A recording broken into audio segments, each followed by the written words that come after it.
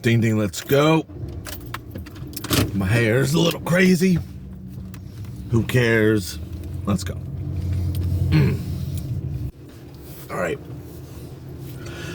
So this concept of what are you doing with your gears? That's one concept. The other concept of pushing and resting in balance, finding efficient ways to do it, finding out when it's too much, and finding out yourself essentially to find out what's too much and what's not enough in terms of pushing yourself to the next levels. And to use gears as an analogy, an approximate analogy, not a perfect analogy,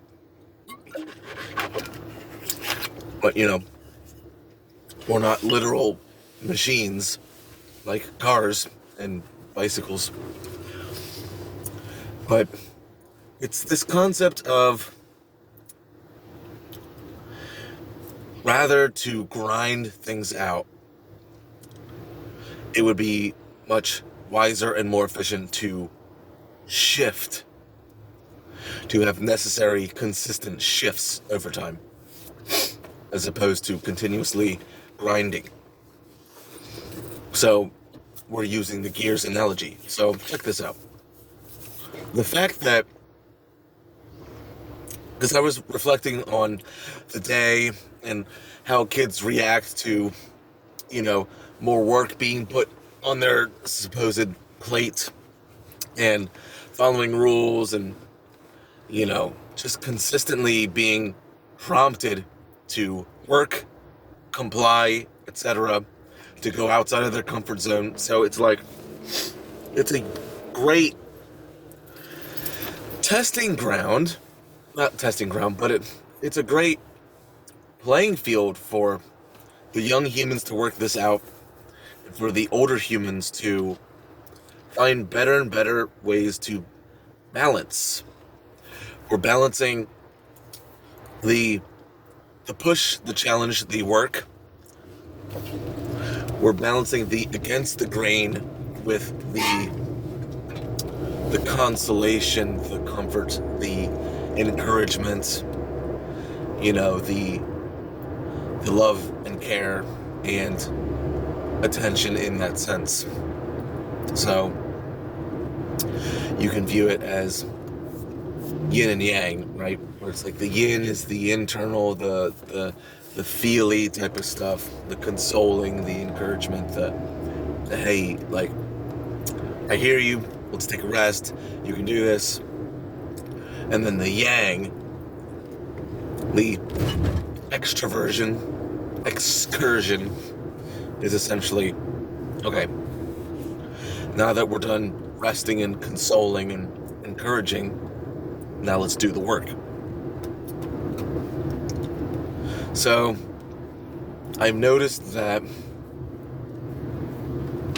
not only that balance is needed, both sides need to be utilized, both the consoling, encouraging, and the pushing and the challenging. We need both. That's why, literally and or symbolically, it's like the mother-father, the masculine and feminine, where we need both.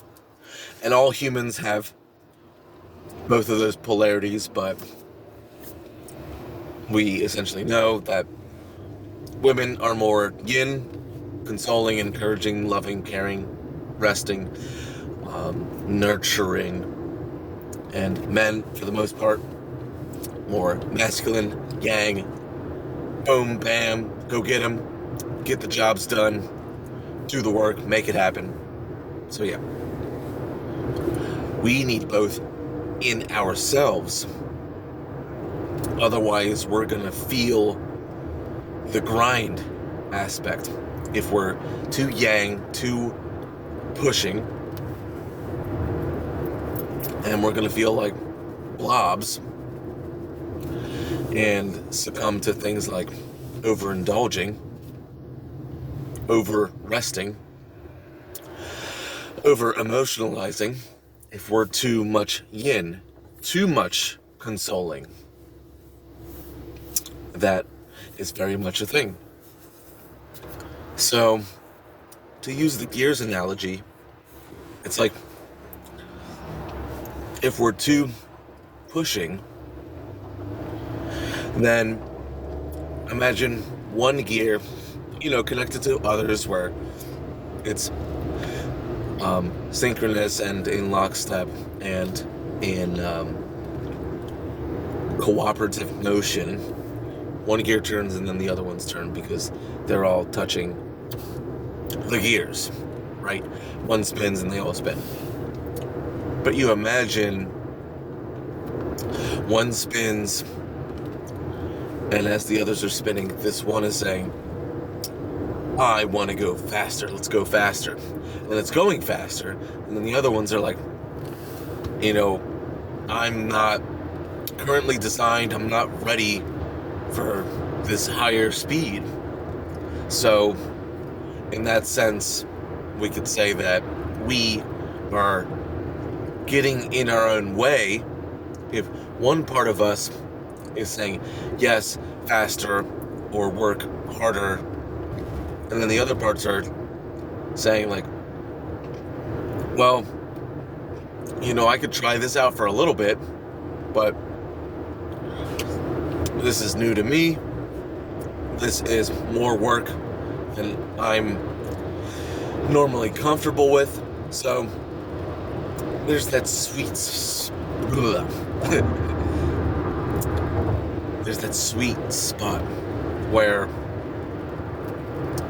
one part or multiple parts of us are intending to work harder or longer or get more done than we're normally used to, normally accustomed to.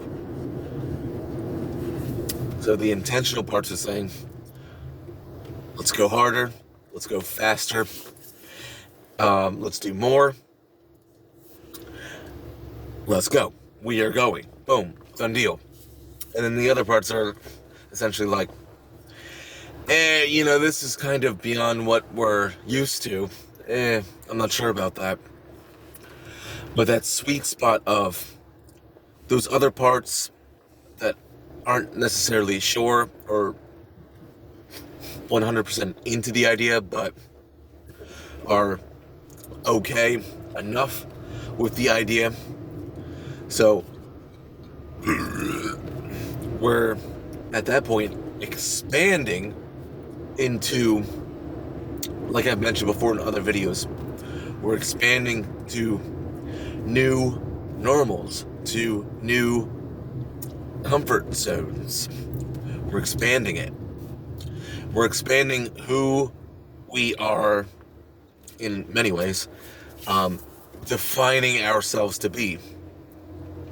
We're expanding who we see ourselves as, what we see ourselves as, is expanding as we're doing that push. And, some parts of us are not completely into it, but not outright denying it and shutting things down, right? There's that sweet spot. And I do apologize if there's any confusion as far as what I'm talking about in terms of, there are parts of us that want this, other parts of us say that, or want that instead. We, or I could say most of us, it would seem, if not all of us, have been in situations where we're conceptualizing. So this could be purely in the mind, even though it happens in mind, body, emotions, where we can feel, conflicted or pulled in different directions. So I'm mentioning that to give more context to what it is that I'm talking about. To be conflicted, to be feeling like we're pulled in different directions. One part saying this, the other part saying that. So I feel like most of us, if not all of us, have had those experiences before. So again, there's a sweet spot where there are aspects of us that are not sure, but okay enough with the new ideas, the more challenging ideas. Hold on, making a turn. Let's see how well this goes. Hello, you. Where enough of ourselves, enough of our internal aspects are saying, okay, let's go. I may not like it, but let's go. There's something here. There's something to this. There's something that's going to happen to me, with me, by the end of this challenge. And this is the key.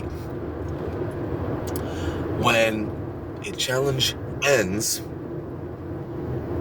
or we'll approach it this way, we would be wise in determining when a certain challenge has either ended or it needs to end, time-wise, location-wise, effort-wise, to give us a cutoff point to say, we've moved forward, we've expanded. Right here, this is when and where and how we stop, and we will say to ourselves, this is good enough, we've done it. Now, for the sake of balance, for the sake of healthy, proper growth, expansion, clarity, betterment,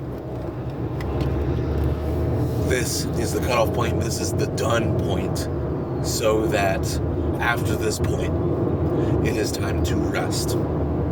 After this point, it is time to switch gears. At this point, it is time to do something else, be somewhere else, etc. Because if you seem to exhibit qualities of somebody that would be called a workaholic, you can understand, or at the very least, if you've seen someone exhibit qualities of a workaholic where they work, and then maybe whether it be their inner voice or someone physically, externally near them saying, hey, you've been at this for a while. Do you think you would benefit from having a break? You know, and the workaholic in question is essentially saying, no, I need to keep working. This right here, right now, where I'm at is not good enough. This is not done enough. Or for them to say, you know, which can be in many respects a trick to them or to us if we connect with these concepts, to say, yeah, I'll stop when it's done. And if we know that it's not going to be done anytime soon, or we're sacrificing things like sleep, rest, quality time, tending to other things that also need to get done, it's like, come on. Like, really? Not healthy. Let's not do this.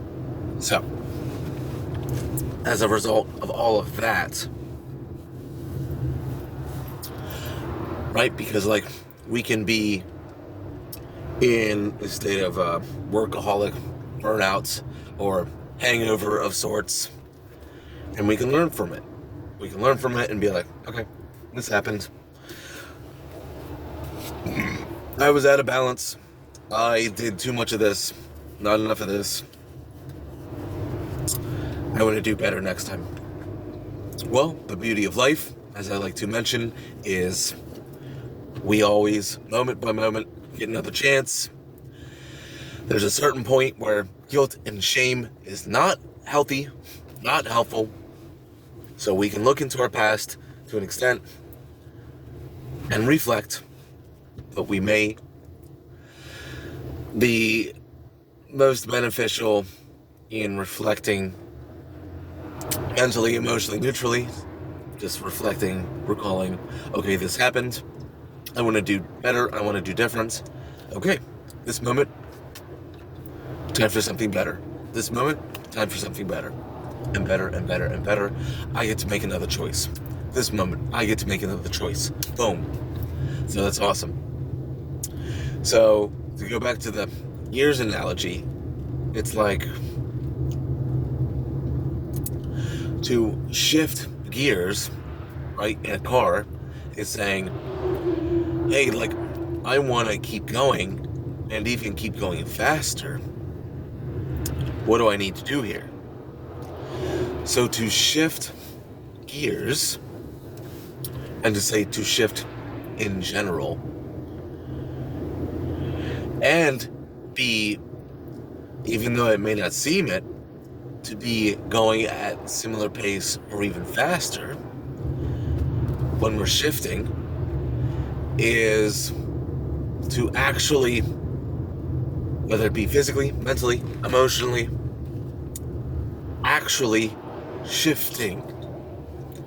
If we're working hard, whether it be on the computer, outside, doing your labor stuff, talking with someone, for there to be a cutoff point, a pivot point, a shifting point where things change.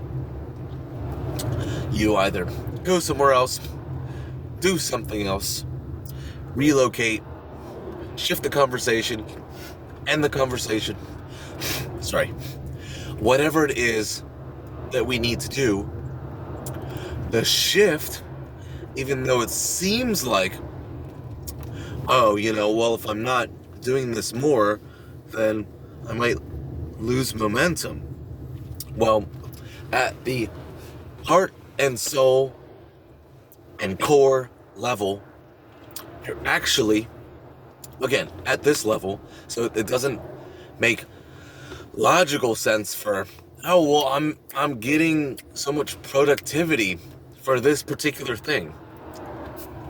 Let's zoom out, because if we're doing this particular thing for too long, you're going to have a blowout, a burnout, a hangover of sorts, right? Of different variety, mental, emotional, physical, just blowouts, hangovers, burnouts, whatever. And it's going to end up slowing you down even. Well, it's going to end up slowing you down, and you may not even predict it until it happens, and you're, whether it's on bed rest or you have to take a mental health day, things like that, where it's like, me working longer slowed me down more in the long run. I didn't want that, but my body, my mind, my emotions are just slapping me in the face and saying, you did too much. This, insert the blank here, was too much. So when we shift, it may seem like we're coasting or slowing down, but in reality, we are going the same speed or speeding up in the sense of clarity and expansion on the heart and soul level, right?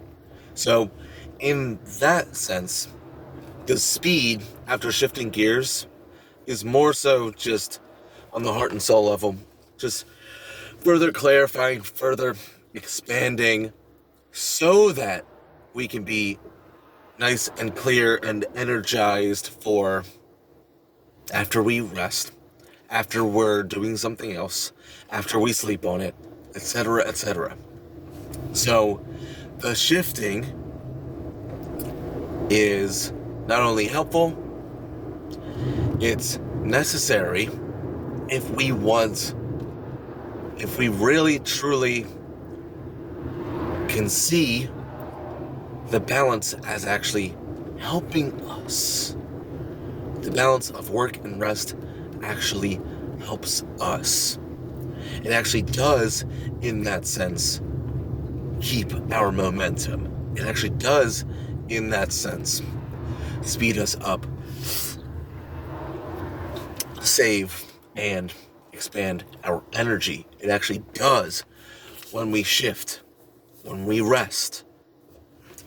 So it may seem ironic. It may seem, in one sense, not true, but it is true on the heart and soul and core level.